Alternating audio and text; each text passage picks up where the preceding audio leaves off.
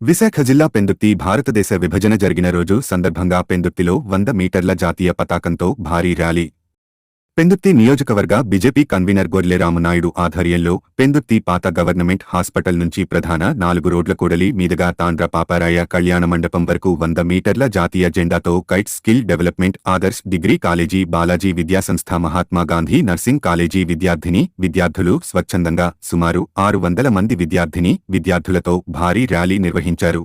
ఈ సందర్భంగా జిల్లా బీజేపీ కన్వీనర్ గొర్లె రామనాయుడు మీడియాతో మాట్లాడుతూ ఆగస్టు 14 అనగా భారతదేశ విభజన జరిగిన రోజు కావడంతో ఈరోజు 100 అడుగుల జాతీయ పతాకాన్ని ర్యాలీగా నిర్వహించడం జరిగిందని తెలియజేశారు. ఈ కార్యక్రమానికి పెందుర్తి శాసనసభ్యులు Panchakarla Ramesh Babu, X MLC Madhav, BJP జిల్లా అధ్యక్షుడు పరమేశ్వరరావు, విద్యార్థులు ఈ ర్యాలీలో పాల్గొన్నారు.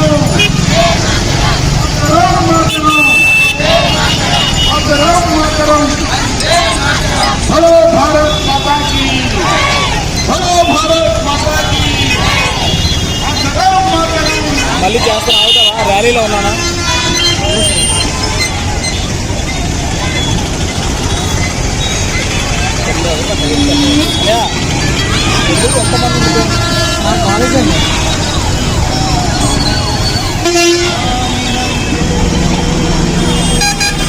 నమస్తే అండి. ఈరోజు భారతదేశం అనేది విభజన జరిగిన రోజు. అదే రకంగా పెందుర్తి నియోజకవర్గంలో ఒక భారీ ర్యాలీ అనేది చేపట్టడం జరిగింది. ఆ భారీ ర్యాలీ 100 అడుగుల తరంగ జెండాతో వివిధ కాలేజీల యాజమాన్యాల సపోర్టులతో కైట్స్ స్కిల్స్ యొక్క విద్యార్థులు, బాలాజీ కాలేజీ యొక్క విద్యార్థులు, ముఖ్యంగా ఆదర్శ్ కాలేజీ యొక్క విద్యార్థులు, నెక్స్ట్ మహాత్మా నర్సింగ్ కాలేజీ యొక్క విద్యార్థులు ఈ యొక్క ర్యాలీలో పాల్గొనడం జరిగింది.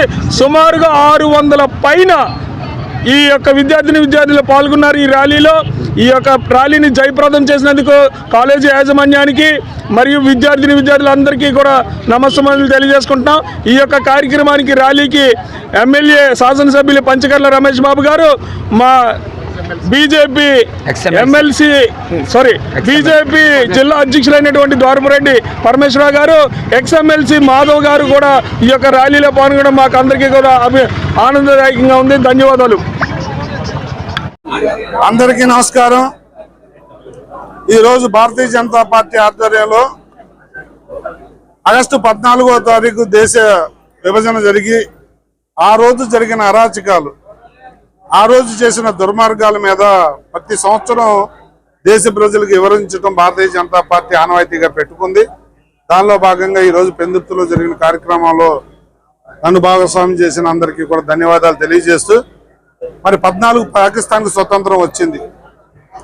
స్వతంత్రం రావటానికి, వారు ఇడిపోవటానికి ముందు జరిగిన అరాచకాలు కానీ, దుర్మార్గాలు కానీ, మహిళలను అయితే నీచంగా అమానుషంగా హింసించిన విధానం కానీ, మడ్రలో మానభంగాలు, ఆస్తులు దోపిడీ, మాన ప్రాణాల దోపిడీ ఎన్నో జరిగాయి.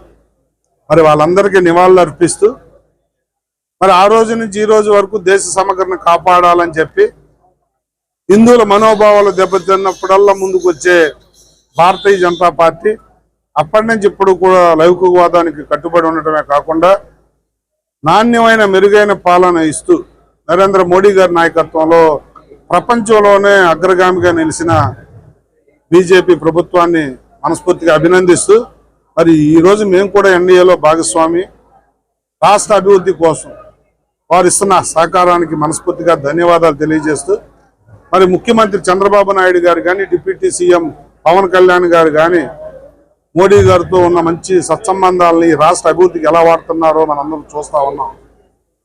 మరి మొదట విడత సీఎం గారు, డిప్యూటీ సీఎం గారు వెళ్ళినప్పుడే మోడీ గారు చేస్తానన్న పనులన్నీ కూడా బడ్జెట్లో మనకు అనుకూలంగా అనేక నిధుల వర్షం కురిపించిన విషయం కూడా మీకు తెలుసు. దేశ సమగ్రత ప్రపంచ దేశాల్లో ఆ భారతదేశాన్ని అగ్రగామిగా నిలబెట్టడంలో మోడీ గారి కృషిని మనం చూస్తా ఉన్నాం. ఎన్డీఏ ప్రభుత్వాన్ని దీవించమని, ఆ రోజు జరిగిన అమానుషం అరాచకాలని ప్రజలందరూ గుర్తెరిగి ముందుకు నడవాలని చెప్పి పిలుపునిస్తాం.